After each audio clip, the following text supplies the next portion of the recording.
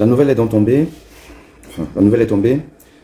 Samuel Eto'o, président de la Fédération camerounaise de football, a été suspendu par la Fédération internationale de football, la FIFA, pour 6 mois.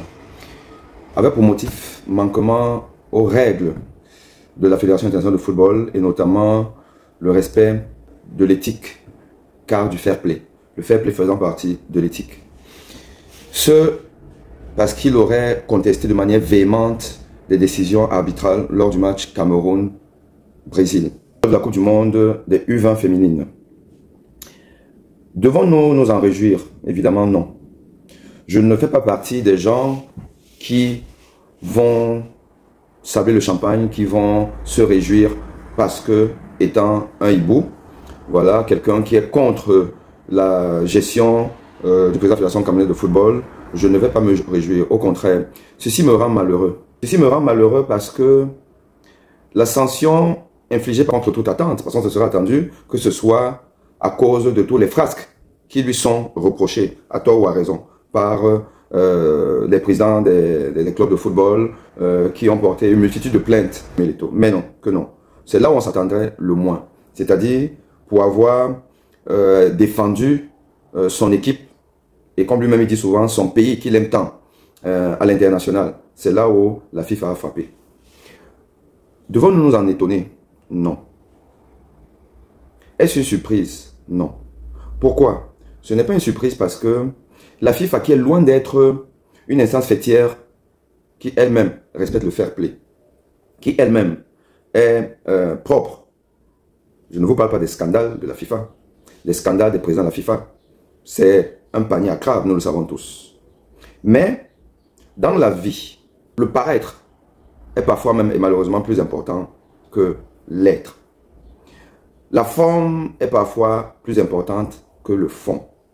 La manière est parfois plus importante que l'essentiel, qui est la réalité des faits. Samuel Eto'o fils a un caractère que nous connaissons tous. Un caractère assez fougueux, qui est démonstratif, qui exprime ses émotions. Ses émotions. Or, ces émotions-là empruntent souvent des gestes qu'on pourrait qualifier de violents. Et qu'il légitime par son amour pour son peuple, pour sa nation, pour son pays. Et comme c'est un discours qui passe dans les oreilles d'une certaine catégorie de Camerounais, il en a fait son ADN pour construire sa popularité. Mais au fond, est-ce qu'au-delà du Cameroun, ça passe? Non, ça ne passe pas. Allez faire un sondage pour savoir si Samuel Eto'o est populaire et aimé au-delà du Cameroun. Je vous dirai qu'il est au plus bas. Moi, dans mes consultations, où je vois quand même beaucoup de gens et beaucoup de nationalités, ou quand on sait que je suis Camerounais, on parle de Samuel Eto'o, mais on parle en mal. On parle de ses frasques. On parle de sa sortie de boxeur en Algérie. Enfin, contre un Algérien au Qatar. On parle de son attitude irrespectueuse vis-à-vis de son entraîneur. Parce que quoi qu'on dise, la posture de Samuel Eto'o, elle n'était pas bonne. Elle ne renvoie pas quelque chose de respectable. Sa posture, son acte vis-à-vis de l'envoyé du ministre des Sports, ce ministre avec lequel on l'a vu lors de la finale, plutôt finalement en respect. On l'a vu froisser M. Tolo, qui n'est pas un enfant de cœur, avec qui je n'irai pas boire une tasse de thé, bien sûr, mais c'est l'attitude. L'attitude de celui qui est considéré comme une icône. Une icône, c'est un exemple de comportement. Eto'o a-t-il un bon comportement? Non. Eto'o, quand il pense qu'il doit toucher le cœur des Camerounais, il rentre dans la violence s'il le faut. Est-ce que la violence peut être légitimée? Non. Quel est ce peuple qui adore la violence? On a vu des nations être flouées par l'arbitrage dans les compétitions internationales. On a vu. On a vu la France être flouée par l'arbitrage lors de la demi-finale France-Allemagne en 1982 avec le tacle assassin du gardien de but allemand Schumacher contre un milieu du terrain français. On l'a vu. On a vu la main assassine de Maradona contre l'Angleterre, si je ne m'abuse, je pense que c'était l'Angleterre, oui, contre l'Angleterre, en quart ou demi-finale de la Coupe du Monde 86. On l'a vu. On a vu des décisions très contestables lors de toutes les compétitions. Mais on a rarement entendu, si ce n'est jamais entendu, que le président de cette fédération nationale de football a été suspendu pour avoir une contestation épidermique. Samuel Eto'o aime l'épiderme.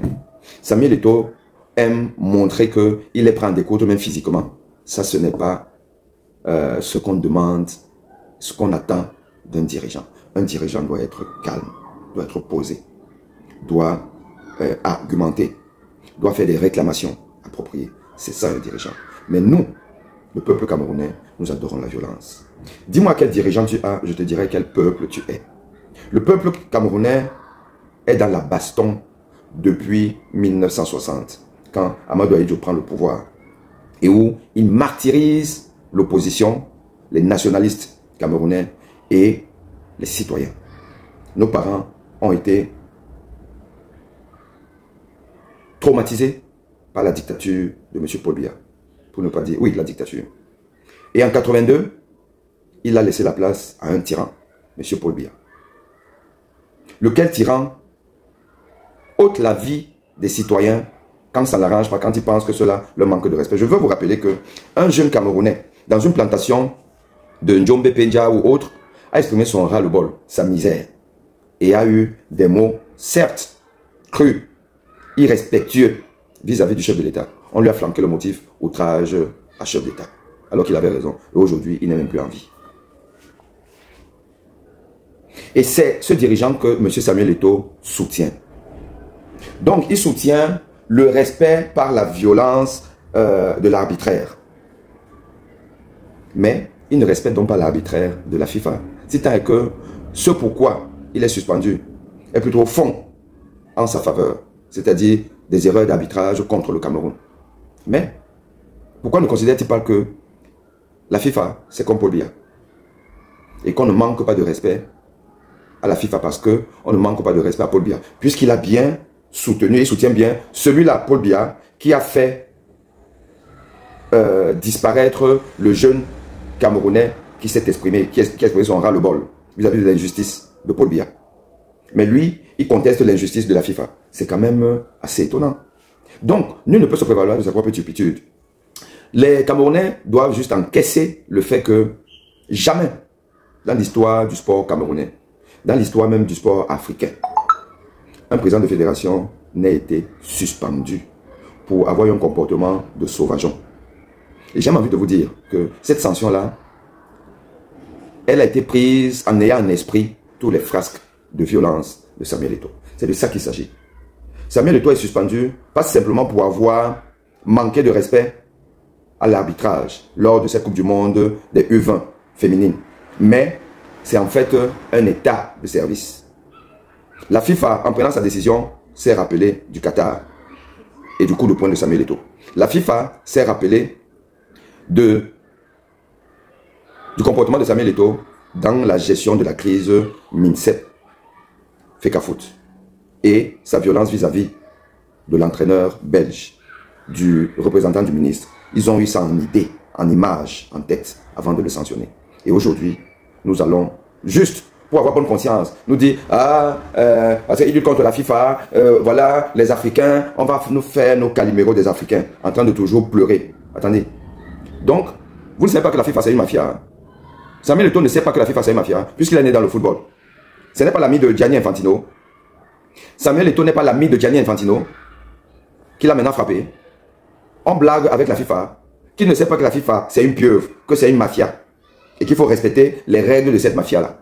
Vous ne pouvez pas toujours être dans votre fanatisme religieux et églysien pour justifier l'injustifiable. Il a été sanctionné, encaissons le coup, qui se repose, qui reviennent avec un peu plus d'humilité, un peu plus des règles établies. Parce que ces règles-là, il les connaît, nous les connaissons tous. À très bientôt.